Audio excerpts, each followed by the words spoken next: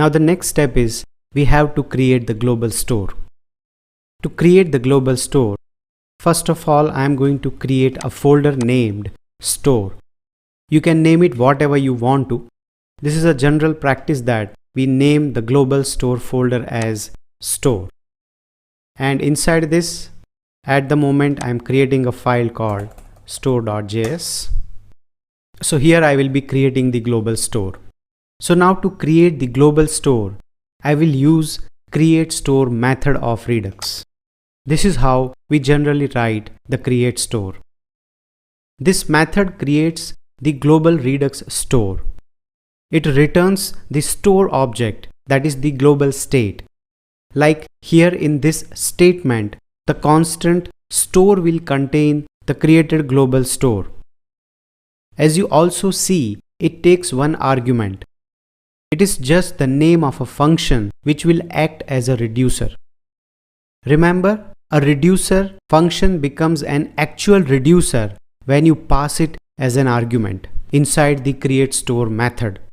Till that time, it's just a normal function. But the moment you pass that function as an argument to create store, it will be called automatically whenever there is a store creation or there is a dispatch of action. So this also means that we will have to create the reducer function first and then we will pass it to the create store method as an argument. Let's do this. First of all, I am going to say const reducer.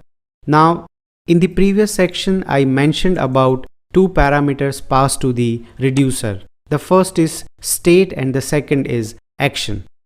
State basically contains the initial state, and then later on, whatever changes of the state you do inside the reducer, that you have to return at the end. So this function will always return the latest state. Here, at the moment, we don't have anything inside the state. You may assign initially, let's say, an object or an array. This is the ES6 syntax to have the initial value for the function parameter. So state will have initial value. We can define the initial value here. I can say const, for example, I want to name initial data. And here, first thing is that I will have the products array. We will have the cart array. And we will also have the total. So there are three different values you see here in the init data. And this I can assign here. I can say init data here. So this will be the initial value. At the same time, I can update this products data with this data itself. Let me do that. I'll copy.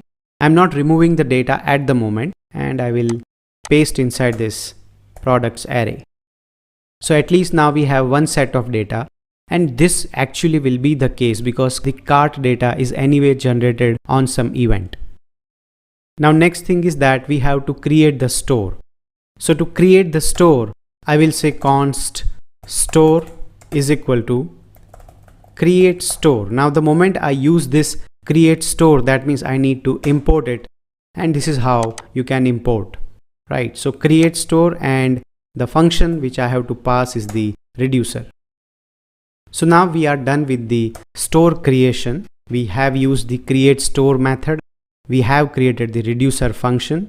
As we move on, you will have absolute clear idea about how the reducer works with various events. Now the last thing I would do is I'm going to export store object from this file. So we are done with the global store creation. The next step is we have to provide this global store to the application components, and that's going to be our next chapter. Let's also talk about few relative questions now. So there can be a question how to create a global store or explain the usage of Redux create store method.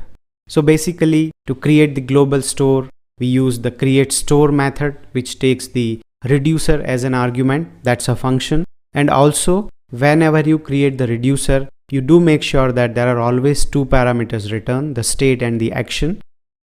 Action receives the value, that is the object literal, from dispatch. And here you see the syntax. The store itself is the global store created.